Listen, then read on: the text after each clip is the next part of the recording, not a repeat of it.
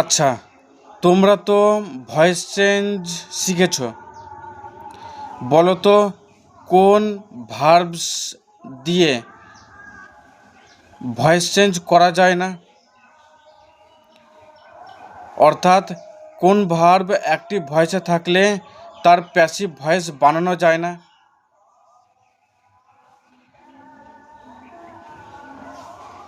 যদি বলতে না পারো তাহলে উত্তরটা জেনে রাখো, তোমাদের কাজে লাগবে।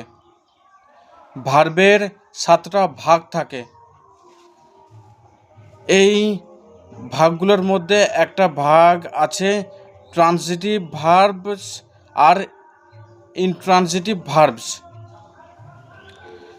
যদি ট্রান্সিটিভ ভার্বস অ্যাক্টিভ ভয়েসে থাকে তার প্যাসিভ ভয়েস বানানো যায়, কিন্তু যদি ইনট্রান্সিটিভ ভার্বস দিয়ে অ্যাক্টিভ ভয়েস লেখা থাকে তার প্যাসিভ ভয়েস বানানো যাবে না।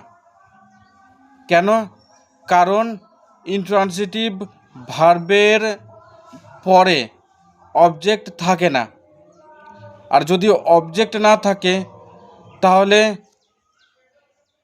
অ্যাক্টিভ ভয়েস থেকে প্যাসিভ ভয়েস বানানোর সময় ওই অবজেক্টকে সাবজেক্ট বানাতে হয়। এবার অবজেক্ট না থাকলে তাকে সাবজেক্ট বানাবে কি করে? আর সাবজেক্ট না বানানো গেলে তার প্যাসিভ ভয়েস তৈরি হবে না।